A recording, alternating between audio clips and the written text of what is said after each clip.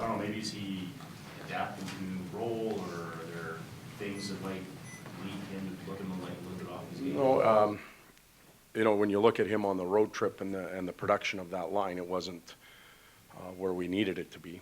That was a 5-game segment. We were shut out in a couple of games, so obviously the rest of the group didn't do their thing on those nights offensively as well. You know, -8, I think Nugent and Ebbs were, a couple were empty netters, so that also comes into play. I created that storm after the game, probably by some of my comments. But when I look at Nuge, I think he's a real valuable player to our team. When you go to the 2011 draft, he's played the second most games out of anybody there. Him and Landeskog are heads and tails above anybody else when it comes to scoring.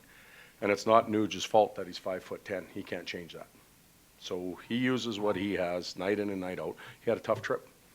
Sun came up today for all of us. I expect that to change over time. Nuge has also been the guy that's been moved around. They had a line that was going real strong. We lose Connor. Nuge has to come to the rescue and occupy a spot on a different line. So he's lost his line mates. He's been moved around to different power plays. So am I defending Nuge? Absolutely I am, because I believe in him 100%.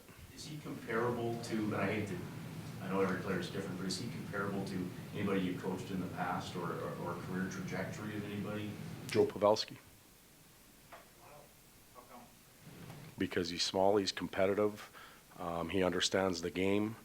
You got to remember, Joe Pavelski played 4 years at Wisconsin before he even got to the league. I think Joe didn't develop in Waterloo of the USHL until he was 19. Nuge had already put in 40 and 52 and 80, 132 games in the NHL at that point. Nuge is 22 years old, you guys. He's 22. That's high praise coming for you, though, when you compare him to Joe. Well, it's, you know, I think he has the brain and the will to do it. Has he had a tough stretch? Absolutely he has. Is it all on his 5'10" shoulders? Some of it is, but not all of it. You've been through this before when the outside noise starts to close in a little bit. The outside here, we've watched this team languish for a long time, and there's trade talk, and it's on the national broadcast, it's on the local broadcast, everyone's trading somebody now. How do you handle that as a coach? Well, it happens. And I think some of the names that have come up it's probably foreign to them. It probably hasn't escalated to the point maybe that it has now, and Nuge is a prime example. I meet with them individually. I talk to them about my belief in them, our belief in them. And within that is expectations are a little bit higher than what you've been giving us. But the Sun came up today. We will play against a very good, hard team tonight. We got some rest yesterday. We expect a good effort from the group as a whole. And I know we've heard that here. You know, I've been here for 65 days now, maybe in the season. Some of you have been here for 8 or 9 years. I'm only dealing with what I have right now, and you've all heard it before. But that's our approach.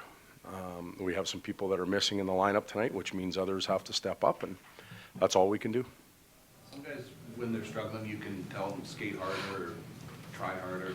But a guy like Jordan, he admitted today that he's struggling offensively. What do you do for a goal scorer? Do you sit him down and watch video of them scoring goals from the past? We do. We look at where he's accomplished things and how he's got things done in the past. We overlap it with what's gone on in the present, and we look at differences. We look at how we're deploying him, who he's playing with, where he's getting his shots, how many opportunities is he getting on second tap-ins and that type of stuff. When I think of Nuge, I think of him slithering through people and scoring nice goals, but I also see him scoring some dirty goals around the paint. And he hasn't got his stick on many rebounds lately. He has initial shots on goal, but that's it. So for him to come out of it, even assist-wise and helping-wise, that's where they're going to come. Do you expect that at the Bruins today? What do you see in them? Very good. Good team. Yeah, they've a real good team. They've got the size and the strength once again, like they always do. Obviously, you look at their special teams and you say, wow, the power play, but the penalty kill's been very good over the last 6 games, so they're climbing there as well. And so they're a very good team. They're a very good challenge for us physically. We'll get tested in that area again tonight, and we'll see how we fare. talked about being here for 25 games, and everybody else has been here for 9 years and 25 games. For that reason, are there two totally different patience levels that we're talking about here? Are you guys a lot more patient than people who've been here? Well, patience is, you can't accept some of the things that have gone on here. So that we have to clarify that. That's a difference between patience and patience is when you get the effort and the results don't come through. When you don't get the effort and the results aren't going to be there naturally, you can't be patient. You got to push, you got to make changes, you got to do some things. So the 25 game segment, we've had some good nights. You know, we've talked about that. I think we're after that 0-4 start. What are we, 8-11-2 or something like that. So you know, we've had some good nights. We've played a lot on the road lately. Patience is one thing. Accepting of below normal standards is a different thing, and we don't want to do the second. Missing some bodies tonight? Well, we won't have Pouliot for sure, and Letestu is a question mark, so we'll see as we go forward.